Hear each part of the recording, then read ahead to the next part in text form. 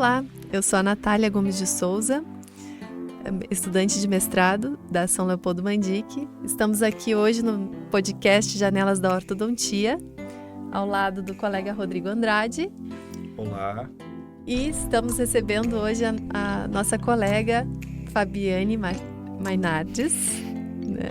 Ela que é uma mãezona de 2 meninos lindos, professora do Instituto Odontológico das Américas de Ponta Grossa e também adora um beach tênis, lifestyle. Seja bem-vinda, Fabi. Obrigada. Eu queria dizer primeiro, olá, tudo bem? Queria agradecer, Nath, pelo convite. É uma honra estar aqui. Fiquei muito feliz por você ter me chamado. Achei o teu projeto incrível. Tenho certeza que é só o começo aí de uma linda jornada que você vai ter pela frente com esse podcast.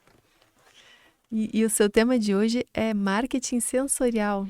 Nos Isso. fala o que seria o marketing sensorial. Então, na verdade, esse assunto, marketing sensorial, é um assunto muito amplo, né? Mas o que eu quero focar aqui hoje, na entrevista, é sobre como eu desenvolvi um padrão aí de consultas voltada ao público ortodôntico infantil para trazer, como a gente já conversou em outros momentos, para trazer essa criança de uma forma mais tranquila, para fazer essa consulta mais agradável e para poder conquistar tanto as crianças quanto os pais quando a gente fala aí em atendimento ortodôntico infantil.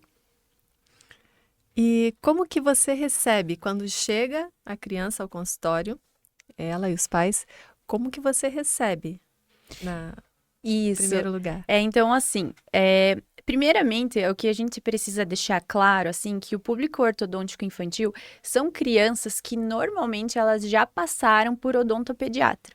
Então, essa criança, ela já tem aí um condicionamento, que a gente fala, né? Então, ela já fez aquela primeira consulta, ela já teve o primeiro contato com o dentista. É muito raro um ortodontista, eu atuo somente como ortodontista, né? Eu não faço clínico geral, não faço odontopediatria. Então, quando vem para mim, vem buscando essa consulta ortodôntica.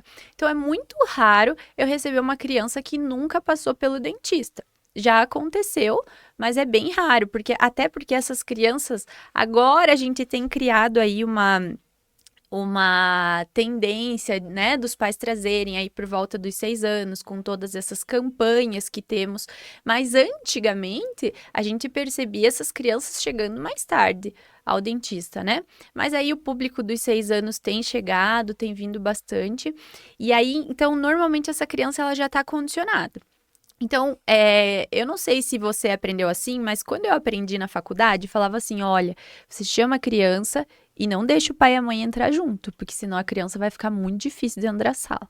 Gente, como você vai chamar uma criança para um primeiro atendimento e não permitir que o responsável, o pai, a mãe, o avó, quem levou a criança, entre junto? Então, eu acho que aí é o primeiro ponto que a gente quebra um pouco de paradigmas daqueles conceitos antigos. Claro, mais para frente, nos próximos atendimentos em que você tiver a confiança já dessa criança, eu acho super bacana. Se a criança estiver entrando só com você, eu fico muito feliz quando as crianças aceitam entrar sozinhas comigo, quando elas já estão em tratamento, porque isso quer dizer que a criança confia em mim, né? Para ela deixar a mãe entrar comigo. Mas na primeira consulta, sempre, criança e responsável vão entrar juntos para a consulta. Num primeiro momento, nós vamos conversar, então, preencher todo um questionário. Eu não gosto de mandar Google Forms, essas coisas, nessa primeira consulta infantil. Eu gosto de conversar, porque às vezes, quando a família lê a pergunta, ela não... já teve algum histórico de trauma, por exemplo, né? Uma pergunta que vem aí. Já teve algum histórico de trauma? A mãe pensa, trauma? Não, acho que ela nunca quebrou o braço, a perna, não. E aí depois, se você tá conversando, você fala, tá, já teve algum histórico de trauma? Já caiu alguma vez na escola? Já bateu um copo na boca? Já fez alguma coisa assim? Nossa, daí a mãe lembra de um episódio lá super antigo, nossa, é verdade. Então, assim, no questionário, se a pessoa está respondendo sozinha, eu acho que às vezes a gente perde algumas informações valiosas do que tendo uma conversa. Então, essa consulta é uma consulta longa, em que primeiro eu vou conversar, vamos preencher toda a ficha, e aí depois a gente parte para o segundo momento da consulta, que seria daí a análise, a avaliação clínica, né? E aí você faz as perguntas voltadas para a criança também? Ou para os pais? Isso, então Primeiro assim, você pergunta para quem? primeiro eu pergunto para a criança, eu falo, ai, como que é teu nome completo? Né? Às vezes a criança sabe, às vezes ela titubeia, né? Aí a mãe responde, ai, qual que é teu apelido? Como que teus amiguinhos te chamam na escola? Quantos anos você tem? Que dia que é teu aniversário? E aí as perguntas relacionadas à saúde da criança, aí sim, eu faço direcionadas para a mãe, né? E aí depois a gente preenche o questionário pediátrico do sono, então assim, é uma ficha extensa, a gente conversa aí por um tempinho. Você faz escaneamento no consultório? Isso. Então, assim, aí feito essa conversa inicial, a gente parte para o segundo momento da consulta, que seria a avaliação clínica. Depois de avaliar clinicamente, normalmente nessa primeira consulta eu faço um protocolo de escaneamento e fotos. Isso me trouxe diferenciação no mercado, o fato de ter um scanner no consultório. Hoje em dia, talvez assim seja dispensável, eu acredito que seja dispensável, mas quando eu comecei, na minha cidade não tinha radiologia que tinha scanner compatível com algumas coisas. Então, quando eu trouxe o scanner, e gente, eu não sou tão velha, tá? Isso é há 3, 4 anos atrás, porque agora que a gente teve o boom do scanner, mas ali quando a gente tava no recém-pandemia, não era todas as cidades, eu sou de uma cidade que não é tão pequena, mas é uma cidade do interior, é uma cidade de 180 mil habitantes, né? Sou de Guarapuava, fica no centro-sul ali do estado do Paraná.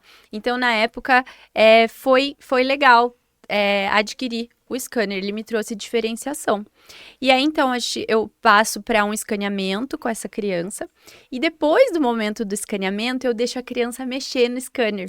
E eu acho que isso acaba trazendo um encantamento, e eu trago a criança comigo, porque ela acha super legal mexer naquele computadorzinho. Eu falo, olha a tua boca aqui, como é que é, mexe aqui, eu deixo eles mexerem. Então, eu trago um lúdico para uma consulta, sem ser aquele lúdico, ai, nananã, brinquedinho e tal, porque eu acho que assim, a criança já tá passando para uma segunda fase.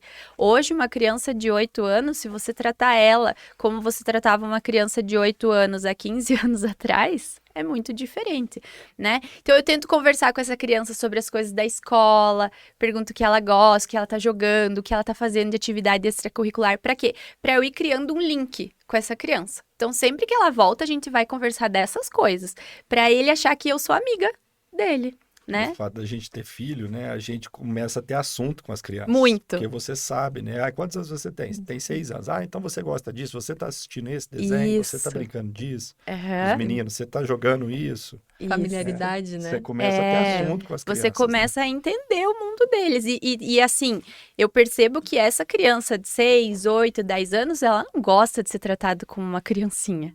Essa criança, ela tem acesso a um mundo de informação que nós, quando tínhamos essa idade, não tínhamos muito, noção. estimuladas e desenvolvidas. Isso, né? elas já nascem diferentes. É uma geração totalmente diferente. Então, você precisa tratar elas como elas querem ser tratadas. Então, o fato de você ter uma tecnologia no consultório, primeiro que a criança adora, porque ela fala, nossa, super legal. E os pais, eles amam. É incrível. Pai e mãe sempre falam assim, nossa, no meu tempo não era assim, tinha que fazer aquela moldagem que dava ânsia, aquela massa fedida na boca. Todos falam a mesma coisa. Então, eu acho que ali você também ganha um pouquinho do pai e da mãe. Fica mais lúdico, mais agradável Isso. para a criança, né? Completamente. E, Fábio, você que é a nossa consultora de moda da turma, você acha importante também ter uma imagem, um estilo de imagem, assim, para que seja mais agradável para a criança? Então, eu concordo em alguns pontos e outros não. Eu concordo com o que o Rodrigo falou na entrevista dele. Eu acho que a gente tem que ter aí um filtro pensando na credibilidade. Então, hoje, o público que eu quero atingir, o público que eu quero que me note são os pais dessas crianças. Não são as crianças, óbvio. As crianças eu quero conquistá-las, mas eu preciso que o pai e a mãe tragam elas para o consultório. E para que esse pai e a mãe confiem em mim, eu preciso passar uma imagem de confiança.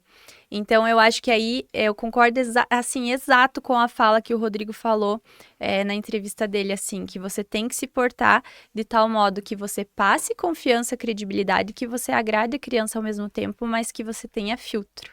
Sem extremos. Eu não faço o perfil assim, não é meu perfil de estar lá com jaleco colorido, essas coisas assim, porque eu não atuo como odontopediatra. Eu atuo como ortodontista, então eu acho que já é aí uma segunda fase, sabe? Então, não faz parte do meu posicionamento de imagem estar vestida de forma infantilizada. De forma alguma eu julgo quem faz isso, mas a forma como eu gosto de trabalhar é essa, é mais voltada para os pais. Então, por exemplo, no meu Instagram não tem propaganda para crianças, como tem alguns ortodontistas, né? É bem famoso no Instagram, TikTok, que a propaganda vai para as crianças. Não, a minha propaganda é voltada para os pais. E aí, tem outras formas de sensibilizar essas crianças, Claro. oferecendo mimos, né? Isso, então assim, presentinho no final da primeira consulta, sempre tem alguma coisa que eles gostem, que eles vão usar, que eles vão lembrar de mim, né? A questão do escaneamento, então eu não trabalho com moldagem, eu trabalho 100% em fluxo digital. Fiquei muito feliz quando eu soube que o Wagner era parceiro aqui do podcast, porque eu trabalho com o Wagner.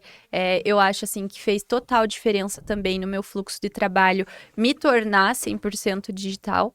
Eu acho que, nossa, assim, eu nunca mais tive problemas com aparelhos, principalmente assim, aparelho não encaixou, sabe? A transferência da banda deu errado, deu bolha no modelo, sabe? Eu não tenho mais esse tipo de problema. Além de que a criança não precisa estar indo comigo lá toda hora.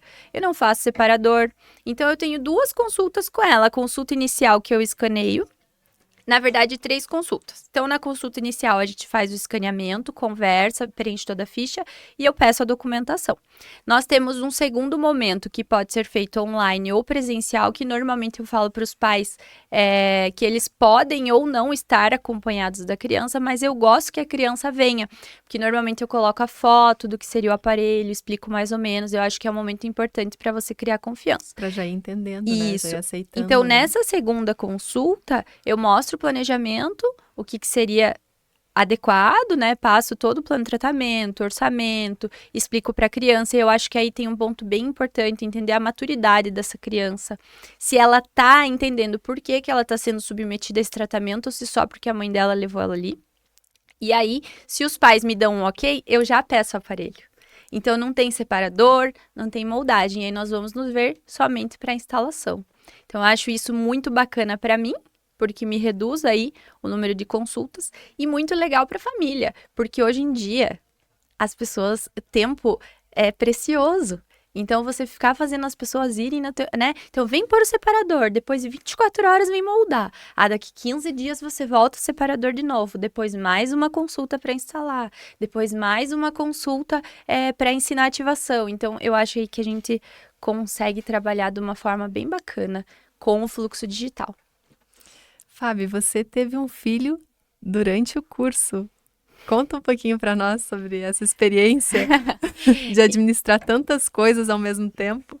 Na verdade, eu acho que isso é um eterno equilíbrio de pratinhos. Você, como mãe, você sabe, eu acho que mais do que ninguém você sabe disso, que não é fácil. Foi uma grata surpresa. Eu entrei no mestrado e depois de um mês eu descobri que estava grávida. Foi uma surpresona. Eu já tinha um filho, né, de 2 anos e meio. Mas eles são, eu acho que eles são o meu combustível, assim, o Lucas e o Gabriel. E eu até me emociono para falar. Quando eu pensei em desistir e o meu marido segurou na minha mão e falou, não, você vai. E eu percebo, assim, que minha vida depois dos meus filhos só foi para frente. Nada foi como antes porque eu não tenho mais tempo de ter preguiça. Então, tudo que eu preciso fazer, eu vou e eu faço por mim e por eles. Então, assim, não é fácil, mas é muito especial. Eu sou muito feliz hoje. E aí, você sendo mãe ortodontista, você sente que mudou algo no seu atendimento? Muito. Sendo mãe? Muito. Hoje eu entendo muito mais as mães.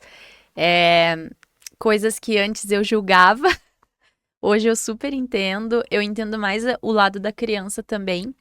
algumas questões das crianças que antes eu não entendia. Então, eu acho que uma clássica aí é a chupeta. O meu filho usou chupeta.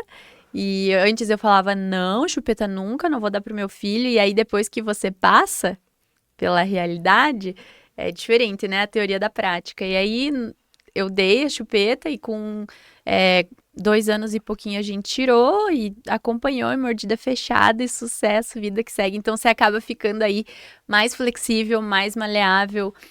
Nossa, mais muitas coisas. Também, mais né? paciência. Para atender a criança. Compreensiva, eu acho Sim. que seria a palavra, com a criança e principalmente com os pais. E com os pais. Muito. E qual é o segredo de você conseguir conciliar tudo isso? Carreira, sendo professora, né? Sendo ortodontista, sendo mãe e ainda praticar um esporte, né? Tirar o tempo para você e ainda se manter bonita. Obrigada. Sinceramente, eu acho que eu não concilio. Na verdade, o que as pessoas veem da nossa vida é só a parte boa, porque é o que a gente gosta de compartilhar com os outros. Mas a realidade não é assim. Então, a gente sempre fica devendo em algum lado. Mas eu acho que a situação que eu tô hoje, a minha vida hoje, é graças à rede de apoio que eu tenho, né? Então, se não fossem eles aí, minha rede de apoio, com certeza não estaria onde eu tô. Para mim, eles são o segredo e não eu. Você gostaria de deixar uma mensagem para as mamães? Sim.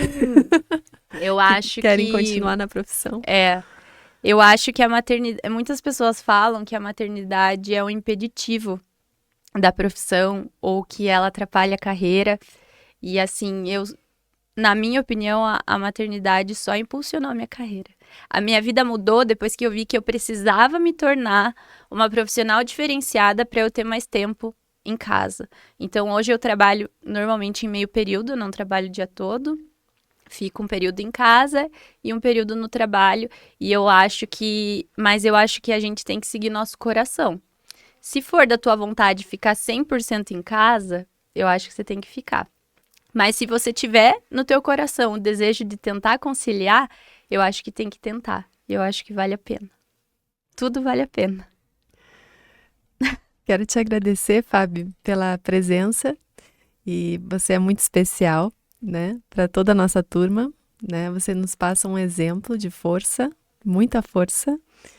E eu só desejo sucesso, tá? Nath, eu que agradeço, você e o Rodrigo. Vocês são amigos do meu coração mesmo. Você é uma pessoa que eu admiro muito. Quero que você saiba disso, que você nunca se esqueça disso. E o que você precisar, pode contar comigo. Obrigada. Obrigada. Obrigada pela presença. E logo mais novos episódios do nosso podcast. Até logo. Até.